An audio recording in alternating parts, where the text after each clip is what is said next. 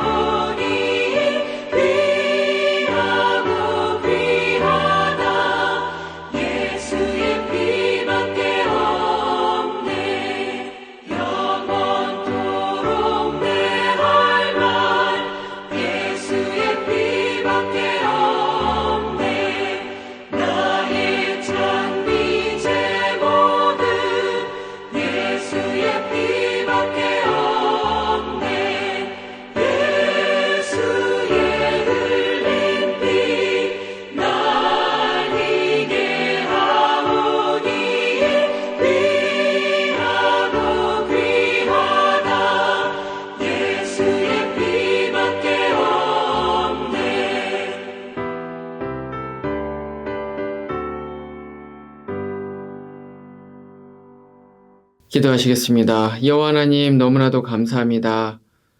이 시간 하나님 아버지께서 또 한날의 생명을 우리에게 허락하여 주시고 우리가 이렇게 주님 전에 나와서 주님의 말씀을 들으며 주님을 찬양하며 주님과 함께 동행할 수 있는 한날을 허락하여 주시며 너무나도 큰 감사를 드립니다. 하나님, 이 시간 우리가 함께 말씀을 나누는 가운데에 특별히 주님의 지혜가 우리 가운데 있기를 소원합니다. 이 말씀을 통해서 주님께서 우리 각인에게 주시고자 하시는 그 말씀을 깨닫는 그 시간이 되게 하시고 그 생명의 샘에서 주님의 그 지혜를 길어 올리는 귀하고 복된 시간 되게 하여 주시옵소서. 주님의 말씀을 통해서 임하실 그 성령의 놀라운 은혜를 기도하며 감사하며 거룩하신 우리 주 예수님 이름으로 기도합니다. 아멘. 오늘 우리에게 주신 하나님의 말씀 찾아보겠습니다. 잠언 14장 20절부터 35절입니다. 가난한 자는 이웃에게도 미움을 받게 되나 부유한 자는 친구가 많으니라. 이웃을 업신여기는 자는 죄를 범하는 자요 빈곤한 자를 불쌍히 여기는 자는 복이 있는 자니라. 악을 도모하는 자는 잘못 가는 것이 아니냐. 선을 도모하는 자에게는 인자와 진리가 있으리라. 모든 수고에는 이익이 있어도 입술의 말은 궁핍을 이룰 뿐이니라. 지혜로운 자의 재물은 그의 면류관이요 미련한 자의 소유는 다만 미련한 것이니라. 진실한 증인은 사람의 생명을 구원하여도 거짓말을 뱉는 사람은 속이느니라. 여호와를 경외하는 자에게는 견고한 의뢰가 있나니 그 자녀들에게 피난처가 있으리라. 여호와를 경외하는 것은 생명의 셈이니 사망의 그물에서 벗어나게 하느니라. 백성이 많은 것은 왕의 영광이요 백성이 적은 것은 주권자의 패망이니라. 노하기를 더디하는 자는 크게 명철하여도 마음이 조급한 자는 어리석음을 나타내느니라. 평온한 마음은 육신의 생명이나 시기는 뼈를 썩게 하느니라. 가난한 사람을 학대하는 자는 그를 지으신 이를 멸시하는 자요 궁핍한 사람을 불쌍히 여기는 자는 주를 공경하는 자니라. 악인은 그의 환난에 엎드려져도 의인은 그의 죽음에도 소망이 있느니라. 지혜는 명철한 자의 마음에 머물거니와 미련한 자의 속에 있는 것은 나타나느니라. 공의는 나라를 영화롭게 하고 죄는 백성을 욕되게 하느니라. 슬기롭게 행하는 신하는 왕에게 은총을 입고 욕을 끼치는 신하는 그의 진노를 당하느니라. 아멘. 우리는 계속해서 잠언의 말씀을 통해서 지혜의 말씀을 함께 나누고 있습니다. 지금까지 잠언을 읽어보신 분들은 뭐 다들 잘 아시겠지만 잠언은 다른 성경들처럼 이렇게 장별로 나뉘어져 있고 그리고 이렇게 논리적인 어떤 순서에 따라서 전개되는 그런 말씀이 아니라 어떤 단편적인 지혜들을 이제 모아놓은 그런 모음집이라고 생각을 할 수가 있습니다. 오늘 본문 역시도 마찬가지인데요. 오늘 본문 안에도 여러 가지 많은 내용과 또 주제들의 이 지혜의 말씀이 기록되어 있는 것을 볼 수가 있죠. 그렇기 때문에 우리가 이것을 한 번에 다 볼 수는 없습니다. 그래서 우리는 오늘 이 말씀 중에서 한 가지 주제만 이제 국한해서 말씀을 좀 나누려고 하는데요. 20절, 21절, 그 다음 31절에 기록되어 있는 이 재물과 관련되어 있는 이 지혜의 말씀에 대해서 우리가 함께 중점적으로 말씀을 나눠보도록 하겠습니다.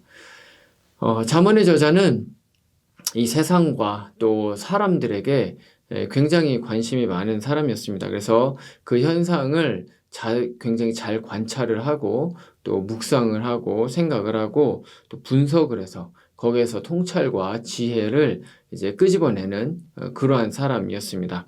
그런데 오늘 말씀을 보면요. 이 사람이 이 세상 사람들을 잘 이제 관찰을 했는데 그 관찰을 하고 나서 한 가지 결론에 이른 것을 이제 볼 수가 있습니다. 그것이 오늘 말씀 20절에 기록되어 있는데요. 20절 말씀 읽어보겠습니다. 가난한 자는 이웃에게도 미움을 받게 되나 부유한 자는 친구가 많으니라. 아멘. 이 사람이 이 세상과 이 사람들을 가만히 지켜본 결과 이 물질이 부족한 사람, 가난한 사람이죠. 이 가난한 사람은 어디를 가든지 미움을 받고 업신여김을 받고 또 천대를 받는다는 것을 깨닫게 됐습니다. 그래서 이 사람들은 어디를 가든지 환영을 받지 못합니다. 환대를 받지 못하고 또 이제 무가치하게 여겨진다는 것이죠. 근데 반면에 뭔가 이제 물질이 좀 많은 사람들, 그 사람들은 풍족한 사람들은 주변에 어디를 가든지 주변에 많은 사람들이 이제 몰리게 됩니다. 그리고 그 사람들이 많이 관심을 갖고요. 그리고 미소를 짓고요. 환영하고 환대를 하는 그러한 일들이 이제 일어나게 된다는 것이죠. 그러니까 왜 이런 일이 일어날까? 사실 뭐 이 말 자체로는 알 수가 없지만 사실 이 뒤로 가면서 계속해서 이제 문맥을 통해서 이제 알 수가 있는 것은 무엇이냐면 이미 사실 이제 가난한 사람들에 대해서 이제 이야기를 했지만 이 가난한 사람들은 어떤 의미에서는 자신들한테 별로 이렇게 이익이 되지 않는 그런 존재라는 것이죠. 그래서 이 사람들은 뭔가 매력이 없다는 것입니다. 그래서 이 사람들을 이제 알고 지내는 것이 자신한테 득이 되는 것보다 심지어는 실이 되고 오히려 해가 되고 짐이 되는 그러한 이제 생각이 들기 때문에 이런 사람들과는 관계조차도 아예 처음부터 하지 않으려고 하는 가치가 없다라고 한마디로 생각을 하게 되는 것이죠. 하지만 풍족한 사람들한테는 그것이 무엇이 됐든지 간에 뭔가 자기의 삶에 이익이 되는 것이 있는 것입니다. 그것이 이 사람들을 통해서 뭐 어떤 관계를 뭐 다른 사람들과 또 맺어가는 것일 수도 있을 것이고요. 또 뭐 이 사람들을 통해서 어떤 물질적인 유익을 얻을 수 있는 것도 될 수 있을 것이고요. 아니면 어떤 뭐 도전을 받는 것일 수도 있을 것이고, 하여튼 무엇이 됐든지 간에 이 풍족한 사람과 관계를 맺을 때 자신의 삶 가운데 있을 수 있는 그런 어떤 이익을 이제 생각을 해서 이런 사람들에게는 매력을 느끼게 되는 것이죠. 그래서 이런 사람들에게 환대를 하고 미소를 짓고 이제 끌리게 되는 것입니다. 근데 이것은요, 사실 오늘날에도 크게 다르지가 않습니다. 아니, 오히려 사실 오늘날에 훨씬 더 이제 크게 나타나죠. 왜냐하면, 과거보다 이제 오늘날이 훨씬 더 이 물질의 힘이 이제 그리고 가치가 훨씬 더 커졌기 때문에 이제 그렇습니다. 어쨌건 이제 확실한 것은 방금 말씀드렸던 이와 같은 이런 현상은 시대와 장소를 초월을 해서 사람이 사는 세상에서는 어디에서나 이제 일어나고 있는 그러한 이제 현상이고요. 그리고 특별히 이제 죄악이 있는 이 인간 안에 이제 들어있는 그런 어떤 습성이다라고 그렇게 이야기를 할 수 있는 것입니다. 물론, 성경이 이 재물이 많은 것 그 자체를 가지고 악하게 여기지는 절대로 않습니다. 오히려 열심히 일을 해서 재산을 축적을 하고 검소하고 절약해서 사는 바로 그러한 삶에 대해서 하나님께서는 칭찬을 하시고요. 그리고 성경은 그것을 하나님이 주신 복으로 이제 그렇게 이야기를 하기도 합니다. 문제는 무엇입니까? 물질에 대한 태도인 것이죠.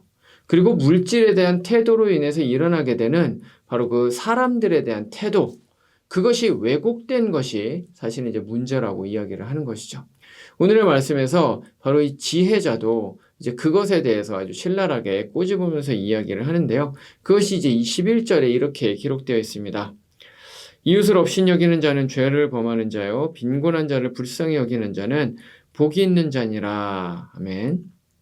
이 말씀에서 잠언 기자는 이 20절의 현상과는 정반대의 삶을 살라고, 그것이 지혜로운 삶이라고 그렇게 권고를 하고 있습니다. 그럼 무엇입니까? 어떤 사람이 아무리 가진 것이 없다고 하더라도 아무것도 내세울 것이 없는 그러한 사람이라고 할지라도 그 사람을 결코 미워하고 업신여기고 천대하지 말라는 것입니다. 왜냐하면 그렇게 하는 것은 죄악이기 때문에 이제 그렇게 하면 안 된다라고 말을 하고 있는 것입니다. 왜 그럴까요? 그게 뭐 죄라는 말까지 쓸 정도로 그렇게 나쁜 행동일까요? 그렇다는 것입니다. 왜 그러냐면 하나님의 백성들이 갖고 있는 이 독특한 인간에 대한 그 관점, 사실은 이제 성경이 말을 하고 있는 이 사람에 대한 그 관점 이제 때문에 그렇습니다. 이 세상은 사람의 정체성을 이제 규정을 할 때 어떤 것을 자주 이야기를 합니까? 우리 주변에 있는 사람들이 어떤 사람을 판단을 할 때, 혹은 어떤 사람에게 누군가를 소개를 할 때 어떤 내용들을 이야기를 합니까? 예를 들면 이 사람은 어느 정도의 학벌을 가진 사람이고, 뭐 어떤 대학을 나왔고, 뭐 어디에 살고 있고, 어느 정도의 자산을 보유하고 있고, 어떤 직장에 다니고 있고, 뭐 자식이 무엇을 하고 있고, 이제 이런 것들, 이런 이제 겉으로 드러나는 이제 이런 것들을 가지고 그 사람을 판단을 하고 그 사람의 인생 자체를 판단을 하는, 그런 것이 사실 이 세상의 사람들의 그런 어떤 관점인 것이죠. 그래서 그것이 이 사람이 어떤 사람인지를 알려주는 그런 어떤 정체성을 나타내주는, 규정해주는 그러한 요소라고 그렇게 생각을 하는 것입니다. 하지만 하나님의 백성은 다르죠. 하나님의 백성은 성경이 말을 하는 대로 사람을 판단을 하는 사람입니다. 그러면 하나님의 백성이라면 다른 사람을 판단을 할 때 어떤 것을 가지고 어떤 기준으로 판단을 할까요? 성경은 무엇이라고 이야기를 합니까? 어떤 다른 외적인 요소보다도 가장 먼저 드는 생각, 그리고 가장 먼저 사람에 대해서 들어야 되는 생각은 저 사람은 하나님의 형상이다라는 바로 그러한 사실이죠. 모든 사람들이 태어난 상황과 환경, 그리고 살아가는 삶의 모양은 전부 다 다릅니다. 어떤 사람은 소위 말하는 요즘 많은 사람들이 이야기하는 다이아몬드 수저를 물고 태어납니다. 굉장히 많은 재산을 태어날 때부터 갖고 태어난다는 것이죠. 근데 그런가 하면 어떤 사람은 무수저로 태어난다고 이야기를 하죠. 아무것도 갖지 못하고 이제 헐헐 단신으로 태어나게 됩니다. 어떤 사람은 날 때부터 굉장히 튼튼하고 사람들에게 굉장히 이렇게 사람을 끌 수 있는 그런 매력을 가진 신체 조건과 외모를 갖고 태어나는가 하면 어떤 사람은 그렇지 못하고 또 어떤 사람들은 장애를 가지고 태어나기도 합니다. 어떤 사람은 태어날 때부터 천재 혹은 영재로 태어납니다. 두뇌가 굉장히 뛰어난 그런 어떤 DNA를 가지고 태어나게 되는 것이죠. 근데 그런가 하면 어떤 사람들은 이제 그렇지 못합니다. 또 어떤 사람들은 태어날 때부터 유복하고 또 안락하고 안정적이고 평화로운 화목한 그러한 가정, 그러한 부모님 밑에서 태어나는가 하면 어떤 사람들은 태어날 때부터 삶 자체가 굉장히 불안정하고 부모님은 늘 싸우고 힘든 환경 가운데서 그러한 이제 삶을 이제 삶에서 태어나기도 합니다. 그리고 당연히 이런 사람들이 살아가는 삶의 모양은 당연히 다 각자 다를 수밖에 없습니다.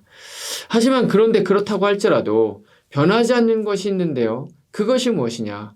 이 사람이 어떤 환경, 어떤 상황, 어떤 조건으로 태어났든지 간에 그래서 어떤 삶을 살아가든지 간에 그 모든 사람들은 다 하나님께서 빚으신 하나님께서 가장 아름답게 창조하신 바로 그 귀한 하나님의 형상이라는 사실이죠.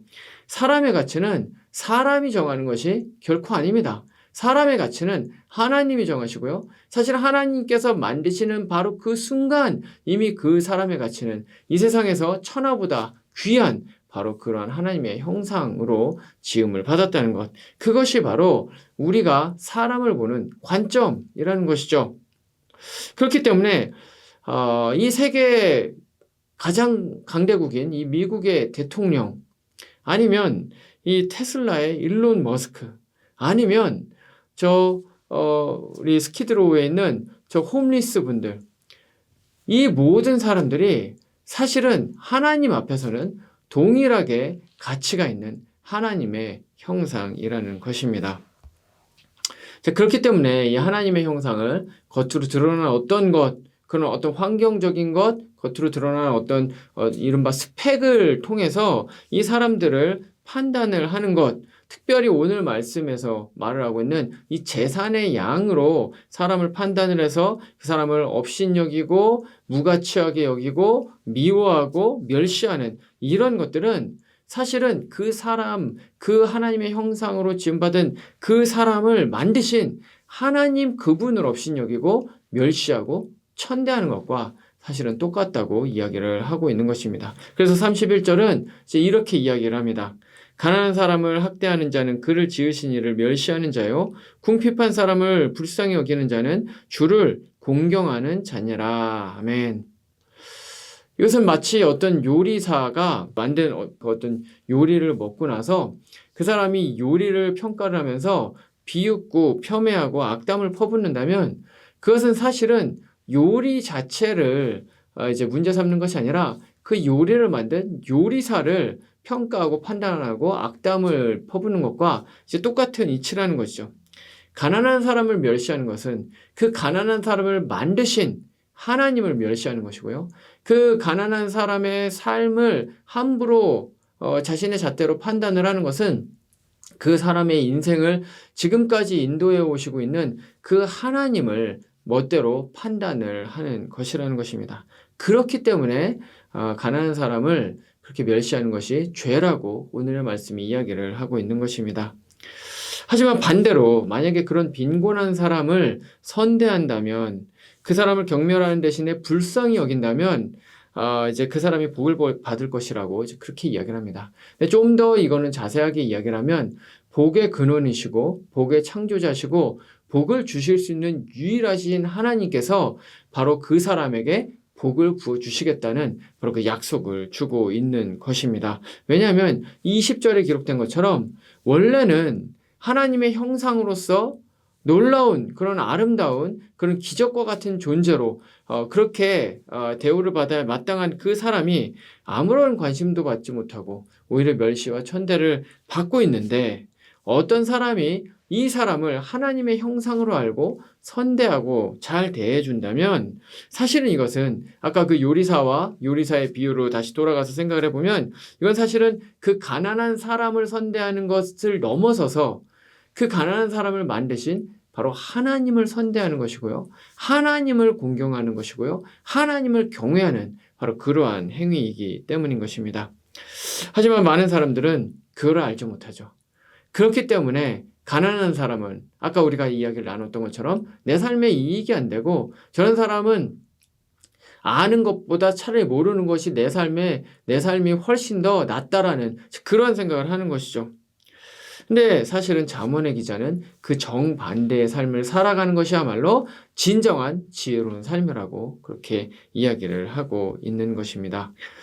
그러면 그런 사람에게, 그렇게 가난한 사람을 선대해서 하나님을 경외하는 사람에게 복을 주신다고 약속을 하셨는데, 그럼 어떤 복을 주실까요? 그것이 이제 오늘의 말씀 26절, 27절을 통해서 우리가 추측해 볼 수가 있는데요. 제가 읽어드리겠습니다. 여호와를 경외하는 자에게는 견고한 의뢰가 있나니 그 자녀들에게 피난처가 있으리라. 여호와를 경외하는 것은 생명의 샘이니 사망의 그물에서 벗어나게 하느니라. 아멘. 앞의 말씀과 연결을 해서 생각을 해보면, 가난한 사람과 친구가 되어주고 그를 선대함으로써 그의 피난처가 된 사람에게는 하나님께서 그의 피난처, 그리고 그 자녀들에게까지도 피난처가 되어주시겠다고 약속을 하시는 것입니다.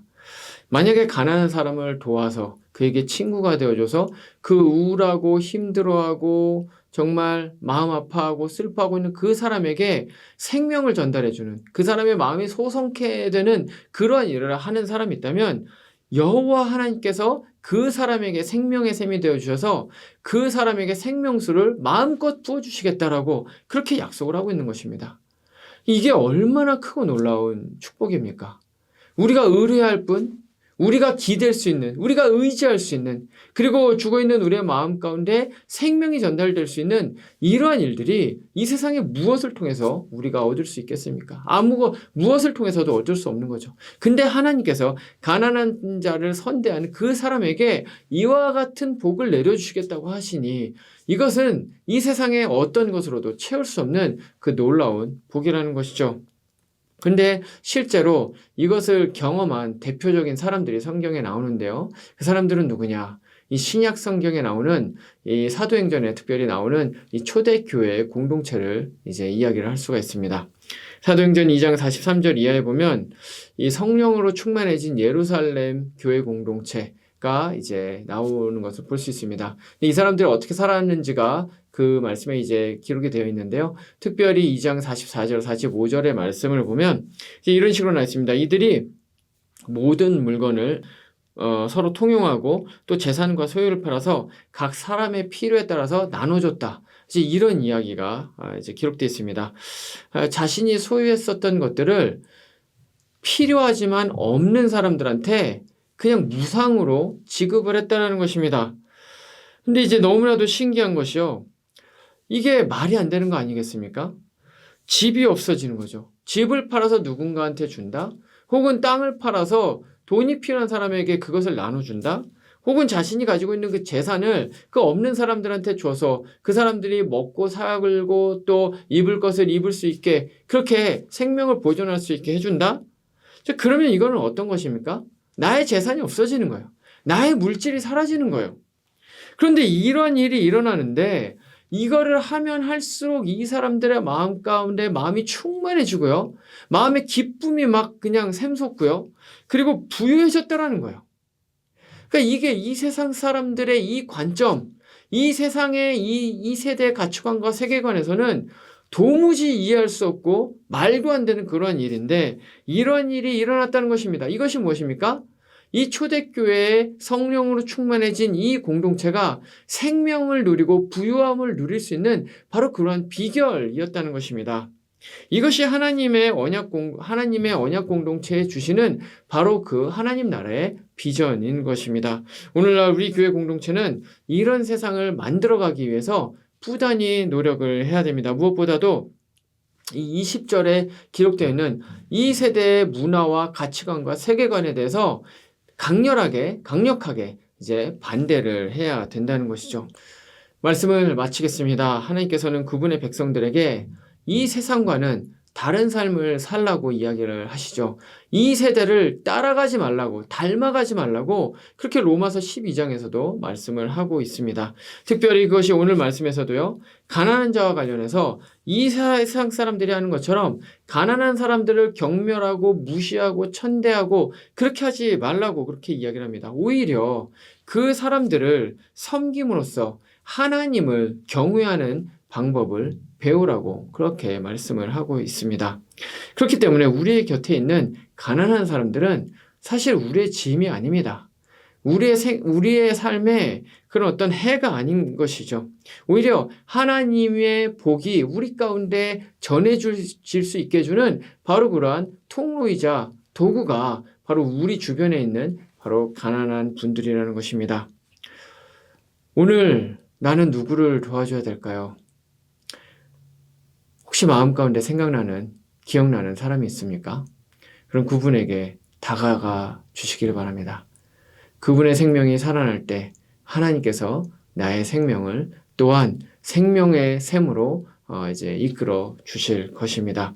이것이 오늘 말씀을 통해서 우리에게 주시는 하나님의 지혜입니다. 기도하시겠습니다. 여호와 하나님 너무나도 감사합니다. 오늘 말씀을 통해서 우리가 또 한 가지 주님께서 우리에게 주시는 그 지혜에 대해서 생각해 보게 됐습니다. 그렇습니다. 하나님 나라의 그 비전은 우리 가운데 있는 가난하고 힘들고 어렵고 소외된 사람들에게 우리가 먼저 찾아가서 그분들을 선대하고 환대하고 미소 지어주고 그들에게 필요한 것이 있다면 우리의 것을 가지고 그분들에게 채워주는 것이 바로 지혜라는 사실을 우리가 알게 되었습니다. 이 세상의 가치관으로는 절대로 알 수 없는 이와 같은 놀라운 지혜를 우리에게 알려주신 것에 큰 감사를 드립니다. 하나님, 우리는 너무나도 부족하기에 우리가 우리의 마음으로는 이것을 해결할 수가 없습니다. 그러하오니 하나님 아버지께서 역사하여 주셔서 하나님 성령으로 충만해지게 하여 주시고 우리가 이것들을 실천해 나아가는 그런 하나님의 진실한 백성 될 수 있도록 우리와 함께하여 주옵소서.